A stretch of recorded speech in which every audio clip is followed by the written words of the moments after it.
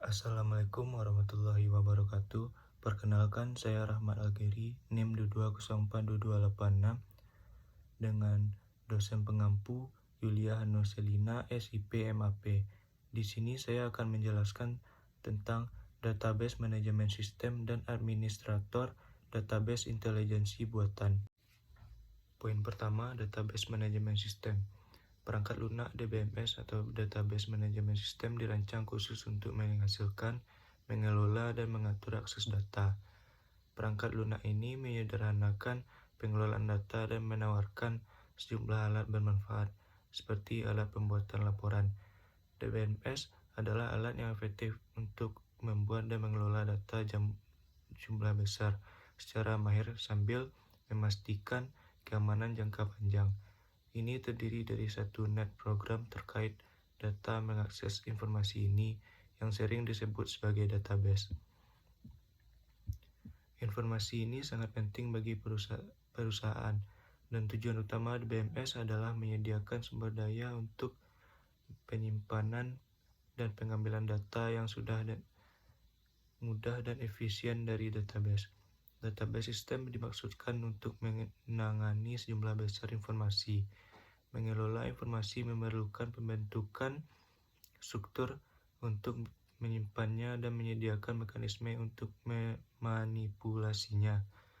Selain itu, data dasar sistem harus diverifikasi sehubungan dengan data keamanan yang disimpan untuk menghindari kerusakan sistem atau upaya akses tidak sah oleh individu. Jika data dibagi di antara banyak pengguna, perlu untuk menghindari kemungkinan hasil sistem yang salah. DBMS adalah perangkat lunak yang dikembangkan untuk membantu dalam mengelola dan memanfaatkan jumlah data yang besar. Permintaan untuk sistem tersebut dan penggunaannya meningkat pesat. Cara lain untuk menggunakan DBMS adalah menyimpan data dalam file dan menulis kode aplikasi untuk menanganinya. Manfaat database manajemen sistem. Manfaat menggunakan sistem manajemen basis data atau DBMS untuk menangani data adalah sebagai berikut. Yang pertama, otonomi data. Ini sangat ideal untuk program aplikasi yang tidak terpapar pada detail penyimpanan dan representasi data. DBMS menyediakan tampilan abstrak dari data, menyembunyikan detailnya, pengumpulan data yang efektif. DBMS menggunakan berbagai metode canggih untuk menyimpan dan mengambil data secara efisien. Fitur ini sangat penting jika data Anda disimpan di perangkat penyimpanan eksternal. Keamanan dan akurasi data. Meskipun DBMS masih dapat mengakses data, ia dapat memanfaatkan kendala integritas. Yang kedua, persamaan dan pemulihan sistem. DBMS menjabarkan hasil data bersama sedemikian rupa sehingga pengguna melihat data sebagai data yang diakses hanya oleh satu pengguna pada satu waktu.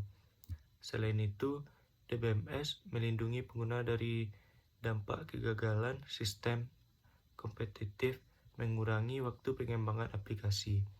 Tentu saja, DBMS mendukung fungsi-fungsi penting yang umum bagi banyak aplikasi yang mengakses data DBMS. Ini bersama dengan antarmuka data tingkat tinggi, memfasilitasi pengembangan aplikasi yang cepat. Aplikasi DBMS cenderung lebih kuat daripada aplikasi mandiri karena sebagian besar tugas penting ditangani oleh DBMS. Selanjutnya, peranan DBMS. DBMS performa kartu SIM sangat dipengaruhi oleh sistem berbasis data yang merupakan bagian penting dari sistem. Oleh karena itu, sangat penting merancang sistem basis data berkualitas tinggi yang dapat memenuhi semua kebutuhan data pengguna, kelengkapan, keakuratan, dan keterjangkauan informasi yang terkandung dalam database berbanding lurus dengan kualitas kartu SIM. Sistem basis data merupakan bagian integral dari kartu SIM dan tidak terpikirkan untuk tidak memilikinya.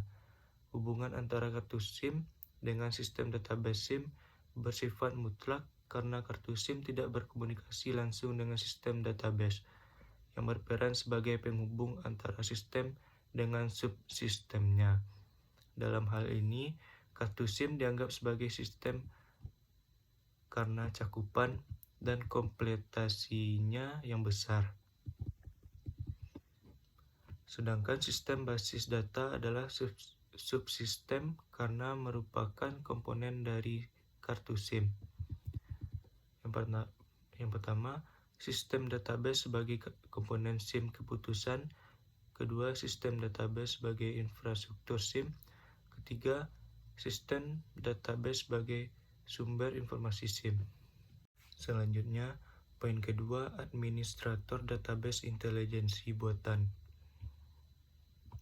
Administrator database intelijensi buatan atau administrator database artificial intelligence atau DBA/AI merupakan seorang pemimpin dalam bidang manajemen data yang menggunakan teknologi intelijensi buatan atau AI untuk mengelola dan mengelola database.